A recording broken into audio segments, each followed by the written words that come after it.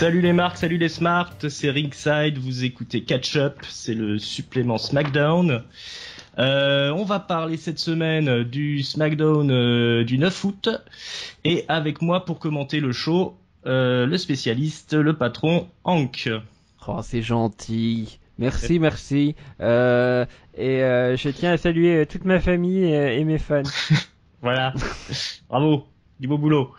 Donc voilà, donc on va parler SmackDown. Exceptionnellement, ça pourrait devenir une habitude.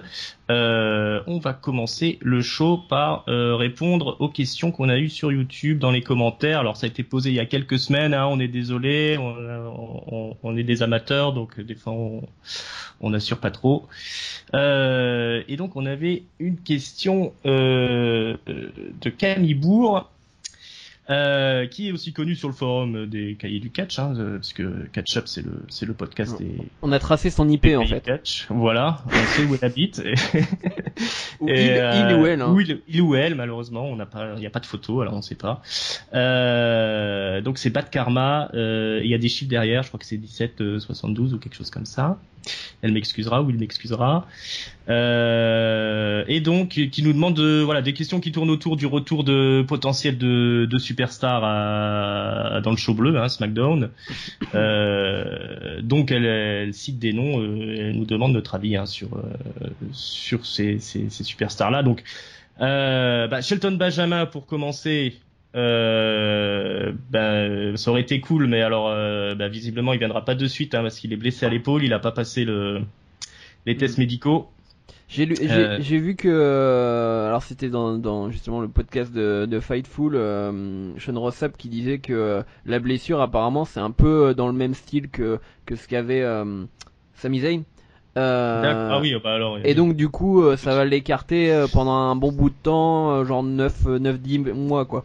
Donc voilà, chère Camille, ne t'attends pas à revoir Shelton, enfin à voir tout court Shelton d'ici, assez rapidement quoi. En tout cas, ça prouve qu'il y a quand même de l'improvisation dans le bordel, parce que s'ils annoncent des noms qui font des clips pour des mecs qui n'ont pas passé la visite médicale, c'est quand même pas très sérieux, hein. Mais bon. Alors ensuite, on nous parle de Jinder Mahal. Donc lui il est revenu. Il est là, on est tous voilà. Heureux, hein. Voilà, exactement. Là c'était vraiment super content. D'ailleurs Jinder Mahal est super content parce qu'au bout de 2 semaines il est arrivé dans Main Event. Et je parle pas d'un Main Event de show, je parle du show Main Event. C'est ça. En fait ils ont embauché des gens pour avoir des gens à Main Event. Il est super content. Je crois en plus qu'il était contre Sami Zayn. Un truc comme ça. Plus. Donc voilà, Sami aussi super content, hein, de ne plus être dans les shows principaux. Ouais. Bah oui. Ah ouais, il était à Main Event, il était pas à Raw. Je me demandais, ma foi. Non, Zayn était absent de tous les shows cette semaine. Ouais, on s'est reculé pour mieux sauter. Melina. Donc Melina, c'était la manager de John Morrison. Elle a été champion des divas, je crois, à une époque aussi. Je pense pas qu'elle ait sa place. Quoique ils ont besoin de quelque chose quand même. Alors, je sais pas si elle a les qualités pour rivaliser avec ce qui se fait maintenant dans le roster féminin. Recruter des knockouts. Ouais, voilà, éventuellement. Ou alors il y a pas mal de catcheuses à NXT aussi qui mériteraient leur place. Voilà. Puis Melina, elle avait quand même des problèmes. Pas mal de relationnels dans les backstage, un peu foutu la merde, donc je pense pas, je sais pas, on verra. Ensuite, MVP. MVP ce serait cool. Je pense qu'ils auraient pu faire plus avec lui. Maintenant, c'est pareil, s'il est pas assez corporate, ça va être difficile. Pareil qu'il y a des discussions, pareil qu'il demande trop d'argent. Ça commence mal pour une négociation. Maintenant, moi, je serais pas mécontent de le revoir. Ça faisait partie des superstars qui étaient bien partis pour aller dans le main event et faire des trucs un peu. Il était populaire, ça fonctionnait bien, il catchait bien. Voilà, moi, je serais pas contre son retour. Toi, un avis, toi, Hank? Sur MVP, oui. Après, je connais pas assez le type. Je l'ai plus vu dans des documentaires sur le network. Je rappelle que je suis finalement assez jeune niveau culture catch. Hein. J'ai commencé à vraiment regarder qu'il y a 4-5 ans, donc voilà. Je n'ai pas d'attachement particulier. Par contre, je glisse. Hein, il y a une rumeur au niveau des filles en ce moment. C'est Mickie James. Qui était dans la liste, donc du coup il y a le www.com qui a fait une liste des free agents les plus hot de votre région, et donc du coup dans la liste il y avait Mickie James, donc qui reparle de le fait qu'il reparle de Mickie James, ça peut indiquer voilà le petit retour qui ferait sûrement plaisir à tous les amateurs de décolleté flambant. Ma foi. Après, il faut toujours prendre avec tes passettes le www.com parce que pareil qu'ils ont pas vraiment de contact avec Vince et tout ça, donc ils font des articles pour faire des articles quoi. Les infos qu'ils donnent sont pas toujours. En tout cas, celui qui s'occupait, qui était responsable de www.com, merde, comment il s'appelle? De Joy Sides. Ouais, voilà. Apparemment, il a eu des contacts, lui, il y a pas très longtemps, vu qu'il s'est fait virer. C'est ça. Lui montrer le chemin de la porte. Il s'est fait virer la semaine dernière et apparemment, il était là depuis très longtemps. J'ai pas revérifié, mais ça faisait. Ouais, c'était le commentateur de la ICW en fait. Et donc, non, mais je voulais dire au poste, ouais. Au poste, ouais, ça fait très longtemps. À ce poste-là, et bah ouais, mais il a ouvert sa gueule, on n'ouvre pas sa gueule, critique pas le patron. Je crois qu'il a pris la manche de Vince au lieu de lui serrer la main, et là c'est parti en drame. Ouais, voilà, c'est ça. Donc ensuite Carlito. Carlito c'est quand même MVP, hein, c'est quelqu'un à mon avis qui est parti trop tôt aussi, il aurait pu encore faire des trucs, il a un personnage qui fonctionnait vachement bien. Voilà, c'est peut-être celui qui m'intéresserait le plus de revoir, Carlito. C'est le frangin des Starshine d'Acapulco ou je sais pas quoi. Voilà, Carlito Colon. Ouais, ça m'intéresserait bien de le revoir. Donc après, on a des gars de l'ICW, Stevie Richards, Tommy Dreamer. Donc Tommy Dreamer, il est vieux. Tommy Dreamer, dans l'état où il est, je suis pas sûr qu'il aurait le courage de se remettre en état pour. C'est ça. Stevie Richards, il devrait pas être très frais non plus. Donc s'ils reviennent les deux là, ça sera pour jobber façon Dudley Boys, voire un peu pire quoi. Ouais, ça me chauffe pas trop, hein, par contre. Clairement. Je crois qu'il y a une petite suite. Ok, bon, pour le reste, voilà. Voilà ce qu'il en est de nos impressions sur ces retours potentiels. Et comme dirait René Young, parlons smack. Parlons smack. Allez hop, c'est parti. Donc le 9 août. Alors j'ai pas non plus la ville de là où ça s'est déroulé le show. C'était en Californie apparemment, mais ils ont pas affiché, ils ont pas dit. Du moins j'ai pas calé et j'ai pas trouvé sur internet. Donc voilà, donc un show qui se passe out of nowhere. Et donc ça commence du coup avec Randy Orton encore une fois en backstage comme la semaine dernière un peu. Pour une nouvelle tentative d'interview pour connaître un peu son ressenti pour son match de ce soir qui sera contre Alberto Del Rio, sachant que il est dans la ligne de mire de Brock Lesnar, donc comment il fait pour se concentrer. Il sort son petit speech classique, Viperville, un RKO de la victoire, un RKO pour aller à Viperville, Legend Killer, etc. Del Rio débarque, il lui dit ton Viperville c'est un peu comme Disneyland pour moi, voilà ce soir tu vas voir. Et puis Orton il lui raconte des trucs, voilà c'est des attractions, attention à l'atterrissage, Viperville et tout ça. L'autre il lui dit je vais te casser le bras ce soir, tu vas voir comment tu te démerdes avec un bras cassé.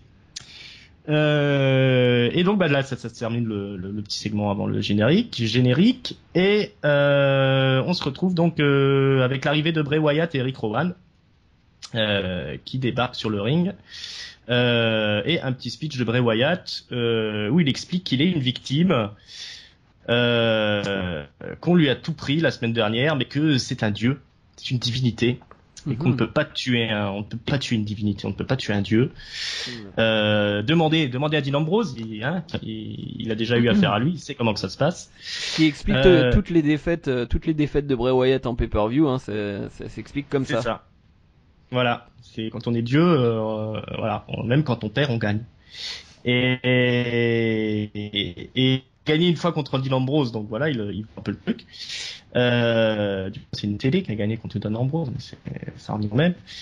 Il explique que c'est son show, que c'est Bray Wyatt contre le monde, against the world and world.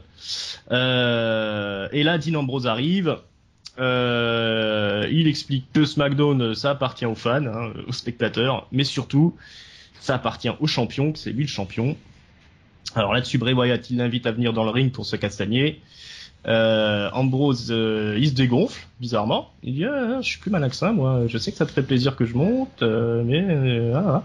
Et bam, c'est Ziggler qui débarque avec sa musique. Il bouscule Ambrose, il lui passe devant, il monte sur le ring et il direct qu'il attaque Bray Wyatt, il rentre dans le tas. Il est super chaud. Mais bon, il se fait casser la gueule un petit peu. Il y a Ambrose qui monte pour l'aider finalement. Maintenant qu'il y en a un dans le ring, on est deux, donc il peut y aller. Et puis bon, ça se castagne. C'est Ziggler qui tente un super kick sur Bray Wyatt, qui est en train de porter un Sister Abigail à Ambrose et ben c'est finalement Ambrose qui se mange le super kick. Donc on est un peu il est un peu comment dire perplexe, un peu gêné, il a fait une bêtise, mais bon il claque un Sister Abigail non il claque un super kick à Rowan je crois, et il se mange un Sister Abigail de Bray Wyatt. Donc voilà, ils ont pas trop gagné sur ce coup-là. On retourne backstage après la pub. Bon, Ziggy et Ambrose se chamaillent. Les GM arrivent et puis on leur annonce le tag team match pour ce soir. Ce sera Ziggy et Ambrose contre Rowan et Bray Wyatt, évidemment. Donc ça, ce sera pour le main event. Voilà, qu'est-ce que tu as pensé toi de ce petit passage? Petit passage. Ouais, du coup, j'ai pas demandé tes impressions sur le truc sur Orton, c'est pas très sympa. Bah oui, non, je me suis dit que tu voulais enchaîner. Le truc sur Orton, rien de spécial, je trouvais ça bien j'étais content moi que ça soit qu'ils mettent Del Rio. Bon, on sait qu'il morfle pas mal en ce moment, Del Rio. Voilà, il a plus sa petite page. Il a fait des matchs insignifiants pendant depuis qu'il est revenu, à part battre Cena, quoi. C'est le reste. Voilà. Donc du coup, voilà, je trouvais ça sympathique de mettre un peu en valeur Del Rio. Mais pour parler de Ambrose Ziggler contre les Wyatt, c'est le truc qu'on attendait. Ça a été bien bouclé, moi ça m'allait très bien. C'était un peu moins, je sais pas comment dire. Ça s'est fait naturellement, quoi. Ils l'ont écrit, c'est pas bien compliqué de faire en sorte de faire un tag team, histoire de faire la bonne vieille la bonne vieille mécanique. Bon, il y a le challenger, il y a le mec avec la ceinture, on les met en tag team, généralement une semaine avant le pay-per-view. Là c'est 2 semaines avant, mais donc voilà. Et puis il y a toujours une trahison à un moment ou à un autre, après ou avant le match, enfin après ou pendant le match plutôt.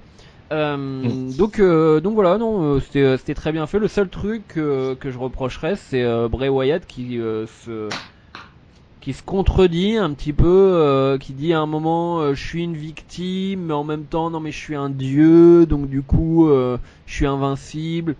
C'est un peu étrange comme mécanique.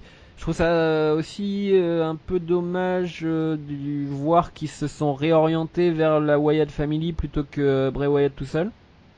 Bon après Rowan il est correct dans le ring, hein, mais bon, je trouvais ça dommage. Je me suis dit justement au moment du draft, on espérait tous que Wyatt vole de ses propres ailes, et enfin que Bray Wyatt plutôt. Mais On va voir ce qu'ils font avec Bray Wyatt, mais ça m'allait très bien comme ouais, comme opteur, hein, c'était efficace. Ouais, moi je suis d'accord avec toi.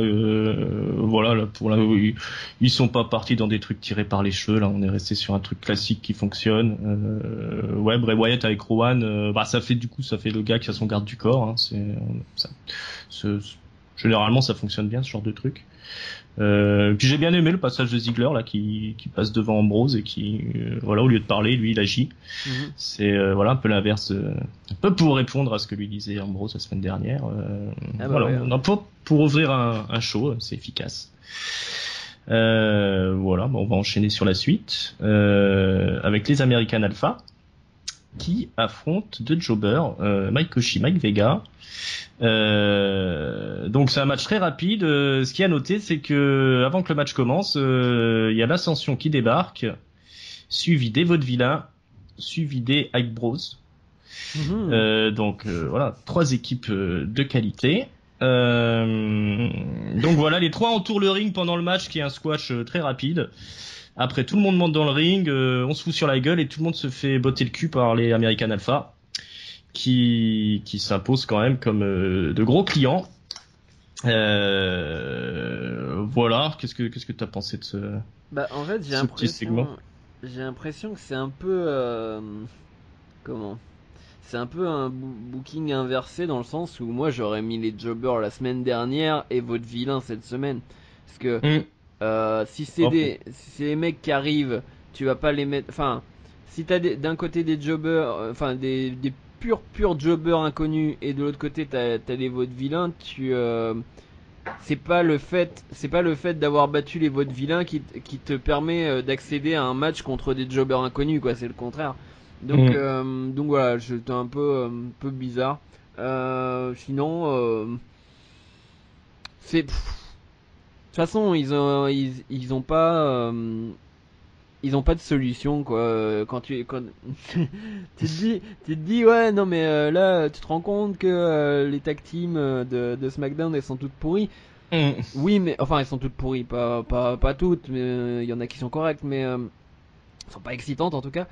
Et mais ils peuvent pas les cacher pendant des semaines non plus, quoi. Ils peuvent pas faire genre un seul match de tag team enfin pas un seul match, mais ce que je veux dire, c'est montrer la même équipe de tag team chaque semaine contre X et Y, etc. Donc voilà, pauvre Zack Ryder, hein, reparti avec les Hype Bros. Ouais. Il y a cru jusqu'au bout, mais non. Il a eu son WrestleMania moment. C'est marrant parce que si tu regardes sur le papier, en fait, c'est les équipes d'NXT, hein. Ah oui. Ouais, American Alpha, Ascension, Vaudevillain, Hype Bros. Et puis à NXT, c'est pas dégueu normalement la division tag team. Maintenant, ouais, enfin c'est peut-être. Alors, c'est quand même le bas du panier, quoi. À part Ascension à NXT, ils avaient fait illusion, hein. Ils étaient super dominateurs. Ça avait pas été conclu quand ils sont passés dans le main roster.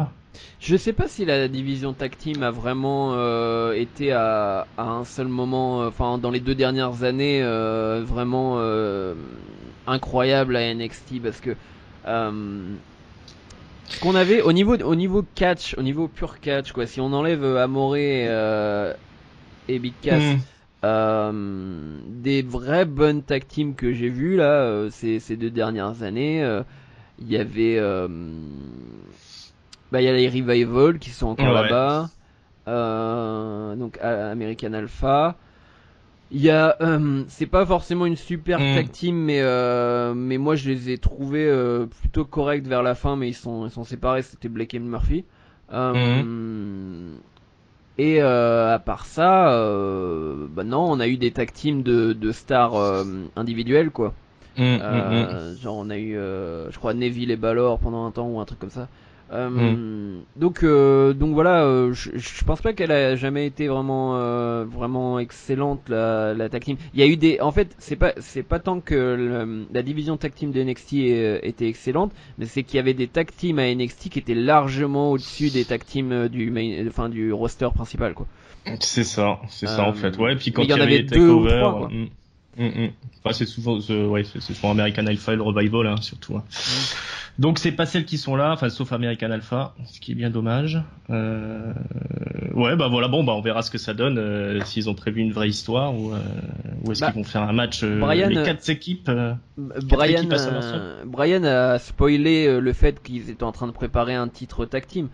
Et un titre diva. Après, il veut pas en parler. Alors, je sais pas pourquoi. Il dit que ça va être des titres un peu spéciaux, etc. Il en a parlé dans le Talking Smack qui a suivi ce SmackDown. Mais voilà, il dit que ça a pas encore de nom. C'est pas encore. Va y avoir des paramètres qui vont peut-être être différents. Alors, je sais pas comment ils peuvent vraiment dévier du principe même d'une ceinture tag team ou autre. Ils ont Enfin, ce qui est sûr, c'est qu'ils feront pas une ceinture pour des tag teams à 3, quoi. C'est juste pas possible. Donc, on verra bien, mais ouais, il manque. Là, il en manque. Je dirais qu'il manque genre 2 bonnes tag teams plus le retour des Usos pour que ça soit vraiment, ça donne vraiment envie. Donc, l'arrivée des Revival et le retour des Usos, je pense que ça serait le meilleur. C'est ça. Et les Breezango, ils sont à SmackDown aussi. Et oui, il y a Breezango aussi. Ouais. Bon, voilà quoi. Ok, bon, on va enchaîner. Au moins que t'as rien à ajouter. Non, de toute façon, la séquence racontait rien de spécial. On sait pas ce qui va se passer. C'est ça. Alors, on a un segment avec Renee Young sur son petit plateau qui reçoit le Miz et Maryse. Oh oui. C'était.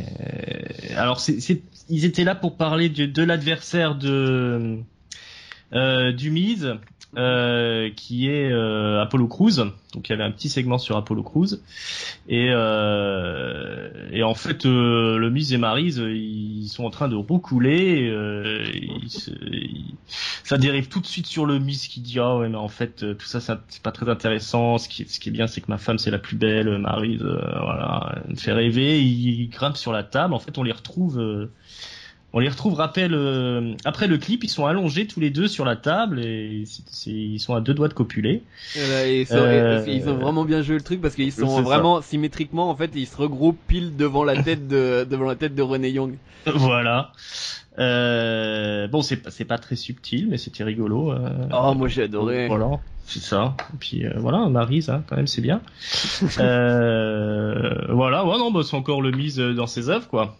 Ça fonctionne toujours pour moi. Je sais pas pour toi comment que ça se. De toute façon, on lui a pas. Là, on lui a filé Apollo Crews. Apollo Crews, apparemment, on le pousse toujours pas au cul pour faire des promos. Donc du coup, c'est le Miz tout seul qui fait son taf. Donc du coup, il le fait très bien. Après, est-ce que le match va être intéressant on n'en sait rien, mais c'est peu probable. Je sais pas. C'est à Apollo Crews de montrer ce qu'il sait faire. Le Miz, lui, il suit toujours l'adversaire qu'il a avec lui, donc voilà, va falloir qu'il se prenne en main, Apollo Crews. Et ça peut être une belle surprise le match. Oui. Il en a quand même sous la pédale, Apollo Crews. Et puis le Miz, il sait faire un match. Maintenant, c'est sûr que le Miz, c'est dépendant du mec qu'il a en face. C'est pas lui qui va prendre le match en main, je pense. Mais on verra bien. À moins qu'il fasse une fin pourrie avec Maryse qui se tord la cheville ou un truc comme ça. Mais non, ça peut être un show. Ça peut être un match qui peut être un très très très intéressant, très spectaculaire quand même. Ouais. Ce qui manque, enfin, je sais pas comment dire. Je pense que le match peut être bon, mais en fait, j'ai trop peur de voir Apollo Crews en champion, quoi. Genre, ça passe ou ça casse, C'est-à-dire que voilà, soit ça va être son title reign qui va le révéler, soit il va faire comme Kalisto et puis voilà, il va être champion 2 semaines et puis il se refera prendre la ceinture par je sais pas, Del Rio ou quelqu'un d'autre. Good lucha thing. Voilà. Lucha, ouais. Complètement zoné le pauvre. Ouais, voilà, donc alors le Miz on le revoit un peu plus tard. Ah oui. Avec dans le parking, il rencontre Scooby-Doo qui est toujours là. Parce qu'il est pas blessé. Donc il sort de son camion, Scooby-Doo, il devait fumer un joke à l'arrière. Et puis, Scooby-Doo, il met le Miss il l'enferme dans le camion et puis il se barre avec la bagnole. Quel enculé ce Scooby-Doo. Thug Life. Mais, voilà. Non, mais ce qui est fort, en fait, c'est, vous voyez, quand on raconte le truc, on a l'impression que c'est pas différent de ce qu'on a vu à Raw, enfin, la séquence Scooby-Doo. Mais, pour le coup, la différence, c'est juste que le Miz, il joue tellement bien l'abruti. Et, c'est ça. et après, quand il est enfermé, il sort la célèbre phrase dans le générique de Scooby-Doo, Scooby-Doo, where are you? Et donc, il gueule Scooby-Doo. C'est débile. C'est débile, mais pour le coup là j'ai rigolé. Voilà, donc c'est le Miz quand même, quel talent. Alors, on va reprendre le cours du show. Donc après c'est pas beaucoup mieux. Alors c'est Eva Marie contre Becky Lynch. Donc c'est le remake de la semaine dernière où Eva Marie avait pas pu catcher parce qu'elle s'était blessée, mais là ça va mieux. Mais elle peut pas catcher ce soir parce que il y a son soutif qui explose. Voilà. Oui. C'est là. Ça fait rêver. Alors du coup on lui met une serviette pour la cacher parce que pas qu'on en voie trop, et puis elle retourne backstage, techniquement elle peut pas catcher, petit problème technique, mais cette fois-ci Becky Lynch elle est pas contente, non elle veut catcher ce soir, ça va pas se passer comme ça toutes les semaines, on va pas l'empêcher de catcher, donc elle fait un open challenge, qui c'est qui veut venir se battre avec elle, et c'est Alexa Bliss qui débarque pour son premier match à SmackDown, c'est le jour de son anniversaire. Happy birthday. Ah, je savais pas ça. Voilà, donc du coup on a un match Alexa Bliss contre Becky Lynch, oui. Qui est ma foi qui est pas mauvais pour le plaisir de Hank. Donc voilà, ils déroulent chacune leur catch. Voilà, Alexa Bliss elle montre un peu ce qu'elle sait faire. Alors elle fait un peu petite, moi je trouve dans le ring. Mais c'est pas qu'elle fait petite dans le ring, c'est qu'elle mesure 1m20. Hein. Ouais, c'est ça. Elle est minuscule. Voilà. Alors en heel, c'est une méchante. Elle fait du surf sur la tête de Becky Lynch à un moment donné. Les coups qu'elle place là, quand elle a un pied sur son dos et l'autre pied sur la tête là. Ça c'est pas mal. Elle a des moves intéressants. Et donc après Becky Lynch elle reprend un peu le dessus. Mais il y a Eva Marie qui revient, lance sa musique, ce qui distrait Becky Lynch. Et puis Alexa Bliss, elle en profite, et puis elle l'assomme, et puis elle a réussi à placer son espèce de moonsault là, un peu modifié, qui est très joli, et du coup elle gagne. Donc défaite de Becky Lynch et première victoire d'Alexa Bliss. Voilà, donc un joli petit match. Et puis Eva Marie, elle se fait interviewer à la fin. Elle dit qu'elle fera ses débuts la semaine prochaine. Elle a essayé de raccorder son soutif dans les vestiaires, mais ça a pris trop de temps. Elle s'est fait griller par Alexa Bliss. Voilà, mais elle viendra ses débuts la semaine prochaine. Du coup. Voilà, donc toi je suppose que ça t'a plu ce match. Alors, sans spoiler. Je fais un grand applaudissement. SmackDown a réussi à mieux booker les filles sans ceinture que Raw avec une ceinture. C'était super cool. C'était franchement le gag de Eva Marie qui revient cette semaine un peu modifié et le retour et quand elle revient et la voix off revient en fait quand elle revient et il fait maintenant Eva Marie est prêt à se battre. Il relance son introduction quasiment en entier quoi, jusqu'au moment où elle arrive au ring. C'était super drôle. Alexa Bliss c'était la personne parfaite si vous suivez un peu le podcast, vous savez que j'aime beaucoup Alexa et c'était vraiment la personne parfaite à mettre à ce moment-là. Le match était vraiment bien sympa. J'ai beaucoup aimé son finisher là, l'espèce de flip retourné qu'elle a fait pour battre Becky Lynch. Même si c'était très mal filmé, c'était filmé un peu en gros plan. Donc voilà, très bonne séquence. le gag d'Eva Marie, j'espère qu'ils vont réussir à se réinventer toutes les semaines parce que ouais non mais c'est très très marrant et puis voilà et puis peut-être juste Becky. Il y a un truc qu'elle fait dans ces matchs là ces derniers temps, c'est genre quand elle s'énerve, elle sautille sur elle-même, etc. Je trouve ça pas terrible. Mais voilà, très bonne séquence. C'est ça. Becky Lynch qui reste quand même assez populaire auprès du public et puis Alexa Bliss qui est parfaite en heel. Hein. Moi j'aime bien. Voilà, ouais, non, pour le coup, autant la semaine dernière c'était pourri, autant cette semaine ils s'en sont bien sortis au niveau des filles. Je suis agréablement surpris et puis voilà, pour le coup, l'introduction de Alexa Bliss dans le roster, ça fonctionne bien. Voilà, bah on est curieux de voir ce qui va se passer la semaine prochaine. Peut-être que Eva Marie perdra le bas, on espère. Alors, on va enchaîner sur le match qui avait été annoncé plus tôt, c'est-à-dire Orton versus Del Rio. Donc c'est parti pour la castagne. Alors le match il est pas mal dominé par Orton. Del Rio il réussit quand même à un moment donné à placer une clé de bras dans les cordes comme ça sur Orton qui doit être bien douloureuse. Il y a un joli superplex qui est fait du haut de la troisième corde. Toujours l'avantage de Del Rio, mais c'est quand même Orton qui tient le match. Alors je vais aller zapper direct à la fin parce qu'il y a rien de phénoménal non plus. Donc ça se termine sur le classique DDT de la deuxième corde là d'Orton. Je crois qu'il est esquivé par Del Rio qui arrive à sortir du ring. Alors après Orton va le bazarder dans la Timekeeper Arena. Il dégage la table des commentateurs, il va aller chercher Del Rio, mais Del Rio il ressort avec une chaise, il lui explose la chaise sur la tête, et donc après il lui met 2-3 coups, il le ramène dans le ring, là il brandit la chaise vers le public d'un air de dire regardez j'ai une chaise. Et il remonte dans le ring, il veut placer un coup de chaise à Orton mais RKO out of nowhere.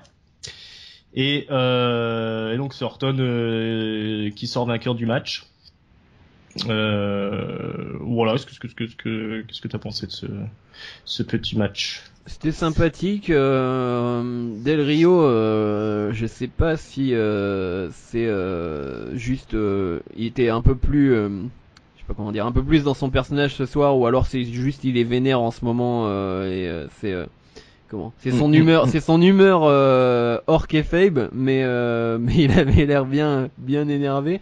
Et ouais non le match était sympa. Après c'est vrai que Del Rio c'est un peu on a un peu l'impression que tous ces matchs c'est péter le bras de l'adversaire. C'est un peu son grand truc quoi, le cross arm breaker hein, il fait ça un petit peu en permanence, mais donc ouais, un match bien sympa. C'est aussi important de donner enfin un vrai match à Orton avant SummerSlam. Voilà. Ouais, un adversaire un peu plus sérieux que je sais plus c'était qui la semaine dernière. Fandango. Fandango, voilà, oui, bah voilà. Et puis ça a duré, ouais, ça a pas vraiment duré. Il y a eu Lesnar qui est arrivé, tout ça, donc. Donc ouais, non, c'est bien. Et puis du coup tu disais oui non c'est le RKO qui a fait la victoire. Non, j'ai cru qu'il y avait une disqualification avec la chaise, mais non c'était le RKO. Donc ouais non mais très bien. Ah là là, il y a eu un RKO out of nowhere et quelqu'un qui part à Viperville là. C'est la fenêtre ouverte. Alors bon bah voilà hein, oui Del Rio bien énervé, bien dans son personnage de mec méchant énervé, ça fait plaisir. Voilà, et puis donc Orton qui prend de la crédibilité pour son match contre Lesnar où il va se faire exploser hein, de toute façon. Alors on enchaîne, là c'est le moment Heath Slater. Ouais. on aime Heath Slater. Hein. Donc on le voit backstage discuter avec Rhino. Il essaie de négocier avec Rhino. Il lui dit écoute, moi j'ai 2 gosses. Tu comprends, il faut que j'ai ce contrat, etc. Attends. Voilà. Juste on rappelle avant, ils ont un match et si Heath Slater gagne, il a son contrat. C'est vrai, c'est ça. Oui. Voilà, un contrat en jeu pour Heath Slater s'il gagne contre Rhino. Donc il lui dit voilà, moi j'ai 2 gosses, et puis un peu plus loin dans la conversation il lui dit voilà, pense à mes 4 gosses, tu vois, il faut que s'il te plaît voilà. Et puis Rhino lui dit mais tu m'as dit que t'avais 2 gosses, maintenant t'en as 4, voilà. Donc il perd un peu en crédibilité tout de suite Heath Slater. Et donc la négociation elle capote, hein. Il essaie de vendre cette piscine, si j'ai bien compris. Slater il dit écoute, j'ai une piscine chez moi si tu veux venir squatter. Non, il dit en fait ce qu'il dit c'est que il vient d'acheter une piscine et en clair je crois qu'il suggère qu'il a un crédit ou un truc comme ça. Ah d'accord, OK. Mais c'est une hors-sol alors voilà. Voilà. Ça tient pas la route. Donc voilà, il arrivera pas au bout de ses négociations. Et donc un peu plus tard dans le match, juste après la séquence Scooby-Doo, on a du coup ce match Heath Slater contre Rhino. Qui est aussi un joli petit match, hein. On a Heath Slater qui peut dérouler un petit peu son catch, mais on sent qu'il est un peu bridé parce qu'au bout d'un moment on voit qu'il sait plus trop quoi faire. Rhino il fait son petit catch vintage, avec des belles souplesses, c'est assez stiff. Je crois qu'il y a un coup de genou à la volée où Slater arrive quasiment à faire le tomber, mais Rhino s'en sort et donc Slater il est désemparé, il discute avec l'arbitre, il se retourne et il se prend le gore de Rhino. 1, 2, 3 et voilà, il a perdu le match, il a perdu son contrat. On le voit penaud sur le ring, on est triste pour lui. Et un peu plus tard dans l'émission, on voit Daniel Bryan et Shane McMahon qui ont visiblement un petit dossier dans les mains et ils sont en train de discuter. Il dira quand même Heath Slater il a fait du beau boulot, tu crois qu'on va faire ça, ouais. Et là Heath Slater il débarque, il les engueule, il dit ouais vous êtes des connards, je suis au-dessus de ça, voilà vous me méritez pas, voilà c'est dégueulasse ce que vous me faites, je me cache, je vous emmerde. Et on apprend qu'en fait ce qu'ils avaient dans les mains c'était un contrat, ils voulaient le faire signer, mais du coup il a loupé sa chance, il n'aura pas pour l'instant il va rester un free agent, hein, parce qu'il a été trop chaud bouillant sur cette histoire, le pauvre Heath Slater. Voilà, donc l'histoire des Slater continue. Voilà, ça t'intéresse toi cette Ouais, c'est je trouve que ça s'améliore chaque semaine, ça devient de plus en plus profond finalement. Ouais. Mais la séquence là avec Rhino, il y a un petit truc que t'avais pas précisé en fait dans le dialogue, c'est que Rhino lui il a dit oui non je peux pas te faire gagner parce qu'en fait je dois impressionner mes conseillers, ah oui, il parle de ses électeurs, mes électeurs, parce que en fait Rhino dans la vraie vie et un candidat pour je ne sais plus quel poste régional ou je sais pas quoi chez les Républicains en fait. Donc voilà, et puis la séquence qui est super drôle, c'est la fin où donc du coup il dit Heath Slater dit j'ai une piscine et machin, et Rhino il dit c'est une piscine hors sol ou en sol. Et là Heath Slater lui fait c'est une piscine, c'est une très très jolie piscine hors sol, et il fait je peux pas t'aider mec. C'est ça. Le truc qui a décidé la décision quoi, elle s'est jouée sur la piscine hors sol ou en sol. C'était ça joue à pas grand chose, hein, ces choses là. Hein. Les négociations c'est serré, et elle était géniale cette séquence. J'ai adoré aussi la façon dont ils ont vraiment joué le jeu. Enfin ils étaient tous les deux premier degré, y a pas un moment où ils étaient potaches, etc. C'est un peu la grosse différence entre cette séquence là par exemple et d'autres séquences de Raw où en clair tous les mecs qui font des blagues ils ont un petit sourire en coin, tu vois qu'ils vont sortir leurs conneries, que ça soit Gallows et Anderson ou Roman Reigns ou etc. Enfin bon, c'est un petit peu l'humour pour les enfants quoi, Raw, alors que là pour le coup SmackDown c'était un peu de l'humour enfin il y a un petit côté absurde qui est un peu plus adulte. Enfin bref. J'avais. C'est moins lourdingue que ce qu'ils ont fait à Raw, clairement. Non, c'est une bonne surprise là des résultats, enfin de ce qui découle du draft, cette petite historiette là de Heath Slater. Comme quoi, on peut faire des trucs bien, même avec des catcheurs de 4e ou 5e plan, quoi. Non, voilà, ça c'est un truc que je suis avec intérêt. C'est rigolo. Voilà, bon, rien d'autre. Voilà, allez, hop, on passe à la suite. On a une petite séquence où Bray Wyatt motive Rowan, mais bon, on s'en fout. Ah, il lui demande quand même est-ce qu'il est prêt à mourir pour lui. Ah ouais, il est prêt. C'était un peu un peu radical. Ouais. Ensuite, on a le Carmella versus Natalya. La revanche de la semaine dernière où elles se sont tapées dessus. Donc bon, c'est une longue domination de Natalya, mais ça se termine quand même sur une victoire de Carmella qui arrive à placer sa prise de soumission, que j'avais jamais remarqué à NXT comment elle était nulle en fait sa prise. Voilà, le match était pas dégueulasse, mais là aussi c'est Natalya qui fait le match toute seule un petit peu. Hein. Et voilà, donc encore où il y a aussi une petite promo pourrie au début de Carmella, comme d'hab ça fonctionne pas quoi. Voilà, t'as des choses à dire sur ce match? Non, voilà, ils essaient de monter Carmella, mais oh là là, mais ouais, non mais c'est la cata. C'est la cata. C'est la catamela.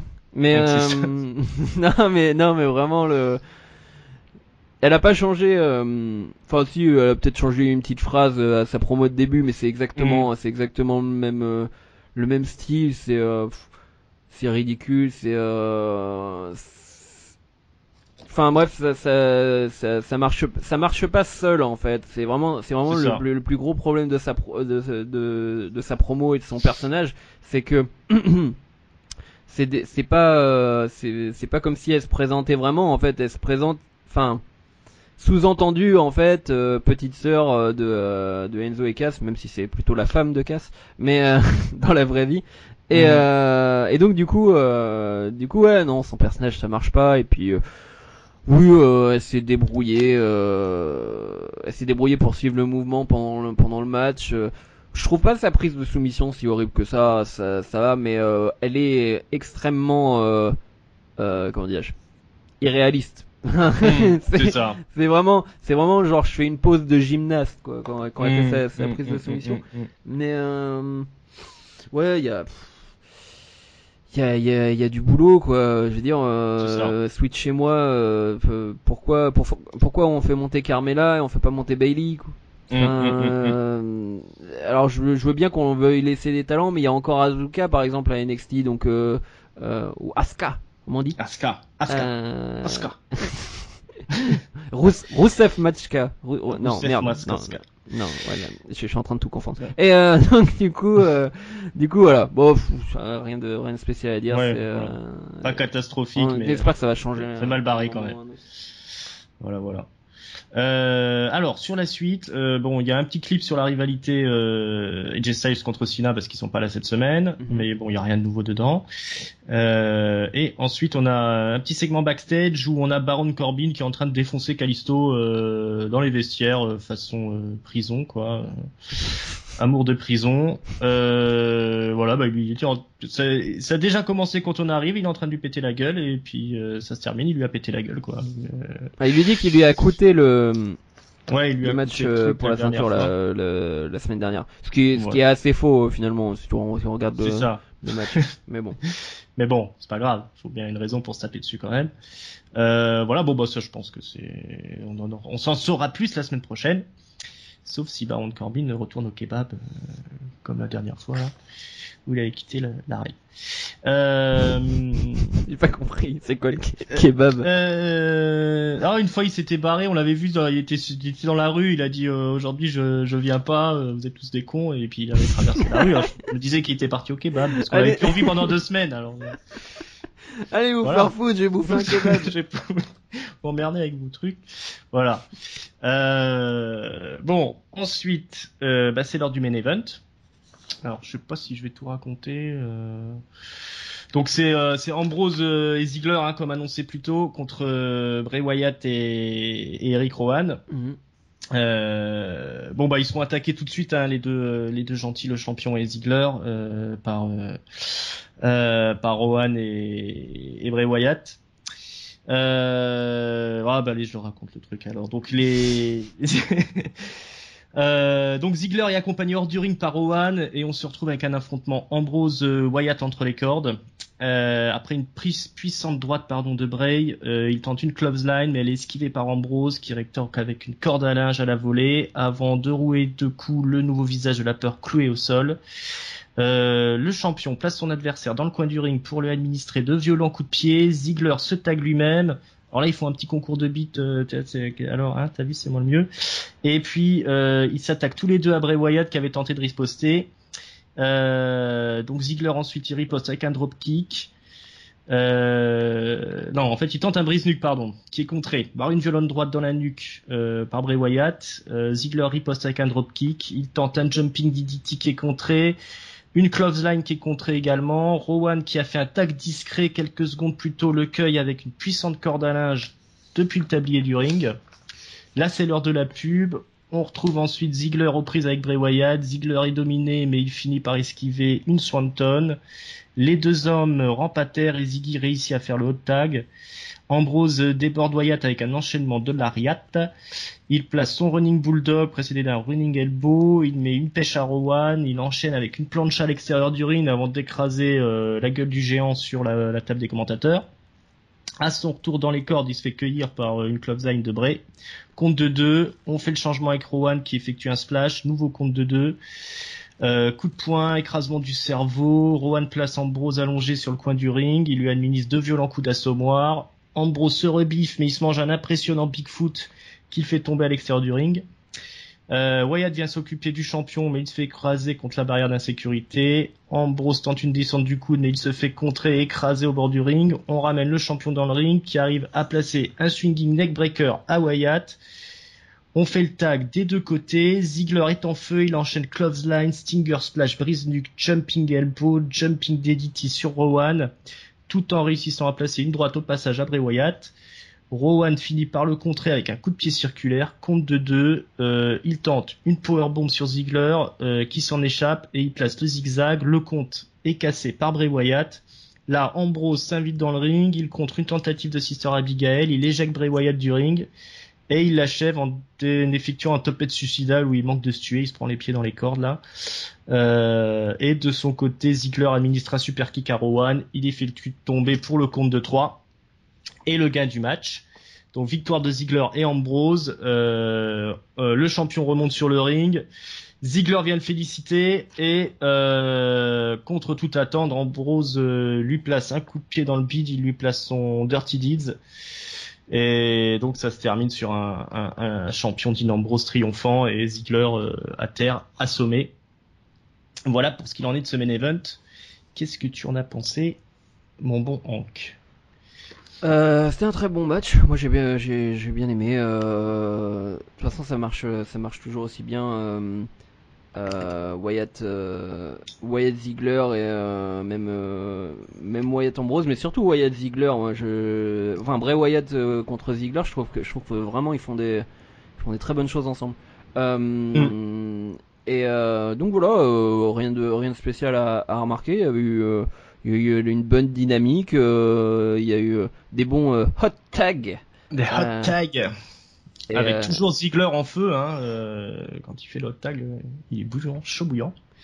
Ouais, et puis par contre, cette fin me fait me poser des questions sur qu'est-ce qui va se passer au niveau de l'orientation des deux de Ambrose et de Ziggler à SummerSlam, parce que est-ce que alors c'est un peu le fantasme du fan de catch permanent, le double turn, hein. On en voudrait on en voudrait tout le temps.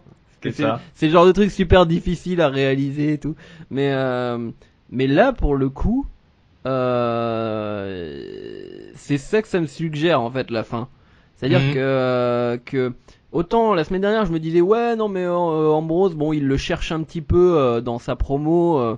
Mais il cherche à un peu révéler le vrai, voilà, enfin c'est comme je disais un peu façon psychologue, brutasse psychologue, mais là pour le coup c'est lui qui lui met un Dirty Deeds, alors que Ziggler joue le sympa quoi, il tapant sur l'épaule. Donc est-ce que finalement on n'est pas en train de voir cette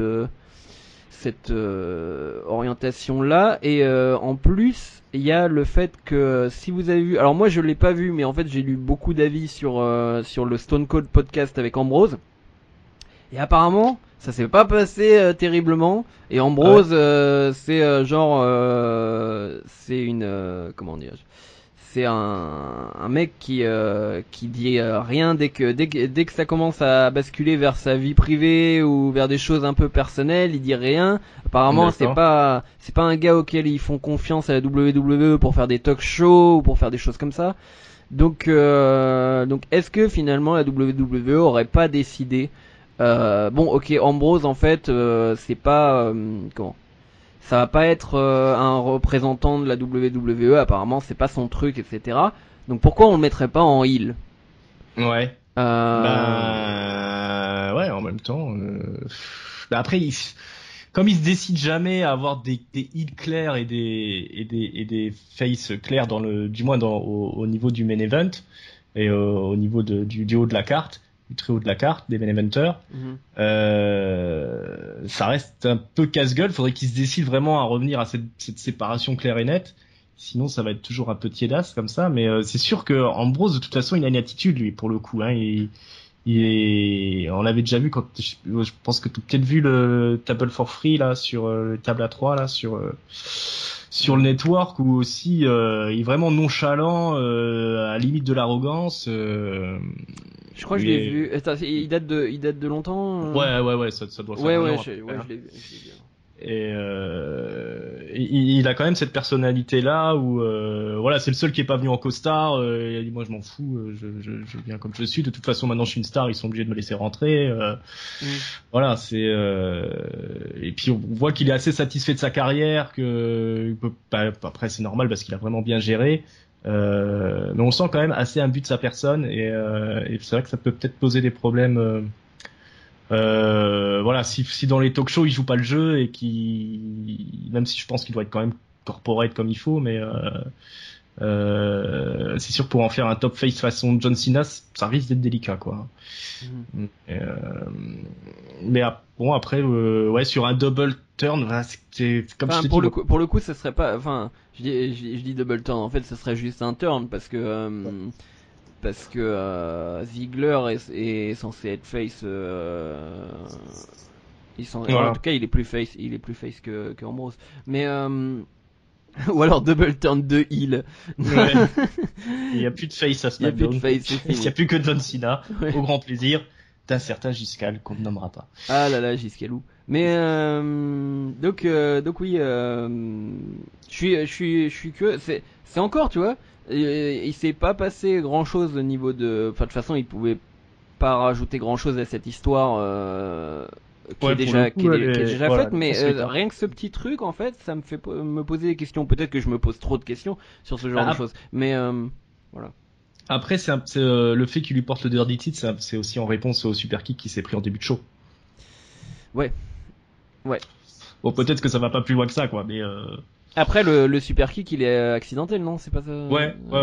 Bah oui, mais bon, il a pas dû trop aimer de se manger un super kick quand même quoi. De toute façon, il y a rien d'accidentel, hein. C'est la règle de la WWE, hein. Dès qu'un mec se prend un truc par accident, il en veut à fond au mec qui n'a rien fait. C'est ça. Vaut mieux y aller franchement avec avec la préméditation derrière plutôt que d'y aller accidentellement en vérité.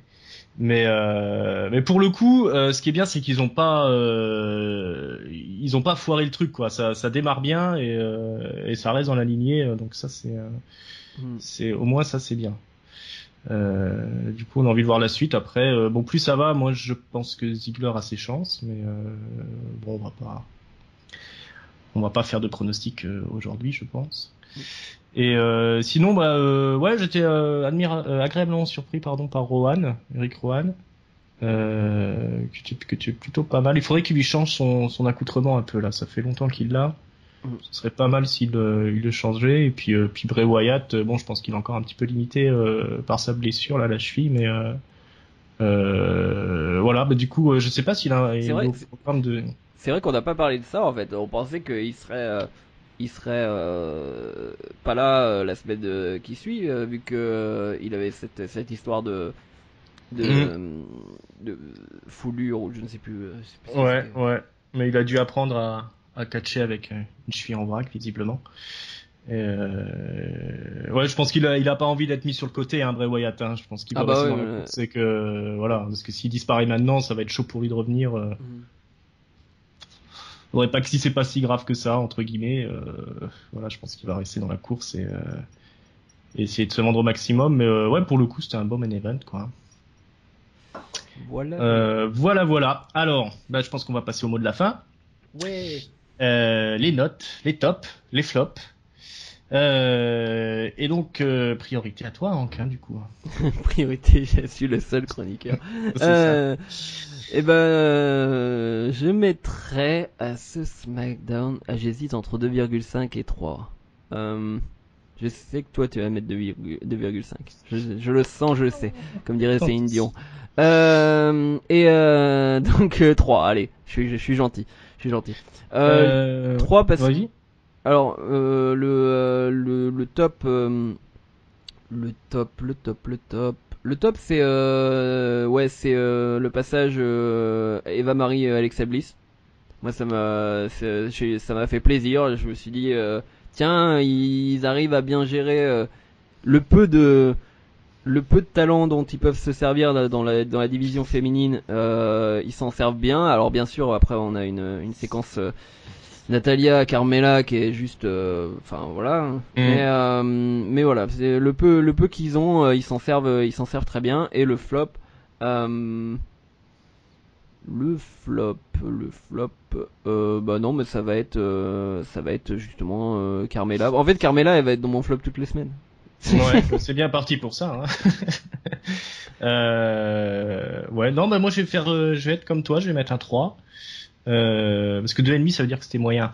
Ouais. C'était mieux que moyen quand même. Et dans les tops, alors du coup je vais mettre Heath Slater, tiens. Parce que finalement c'est vraiment sympa. Et dans les flops, Carmella aussi, hein, parce que c'est vraiment ce qu'il y avait de moins bien dans le show. Et je trouve, juste une petite remarque, au moins, enfin, c'est vraiment dommage que, de toute façon, ils sont piégés dans leur format à Monday Night Raw, parce que voilà, ils ont besoin des revenus publicitaires et tout ça, mais et que ils ont un deal avec la chaîne et que voilà, je pense pas que la chaîne veut arrêter ce deal-là, USA Network, mais SmackDown c'est tellement plus plaisant à regarder. Enfin, je veux dire, il y a pas de il y a peut-être un ou deux moments moins bien qu'on a envie de zapper, mais qui durent peut-être 2 minutes, quoi. Mais sinon, c'est tellement plus agréable à regarder. On sent qu'il y a pas de choses forcées en fait dans SmackDown. Il y a pas de moment où on se dit putain ils sont en train de tirer le truc pendant 3 heures, ou alors ils sont en train de nous faire bifurquer une storyline avec un mec qui a rien à voir juste pour rallonger le truc, etc. C'est vraiment non seulement le format mais aussi l'écriture qui est meilleure. Et surtout que là il manquait beaucoup de superstars. Hein. Cena, AJ Styles, Apollo Crews, je crois que le Miz il devait même pas être là parce qu'à mon avis c'est des trucs enregistrés, et ils ont fait quand même un très bon show malgré ça. Hein. Donc voilà, bah oui.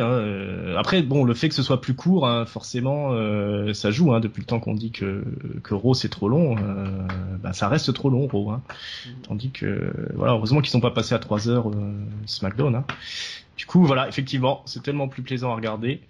Et alors pour bifurquer sur Raw rapidement, s'il faut vraiment qu'ils intègrent les cruiserweight, à partir de là, je pense que ça va redonner quand même pas mal d'intérêt à Raw et on va éviter pas mal de segments de merde. Hein. Je pense que s'ils nous placent, quand ils nous placeront enfin cette division cruiserweight là qui fait des très très belles choses, hein, le classique cruiserweight là, c'est vraiment, il y a eu des matchs phénoménaux, hein, ça, la semaine qui est passée. Je dois toujours regarder apparemment le très bon match Gargano-Ciampa. Hein, ouais.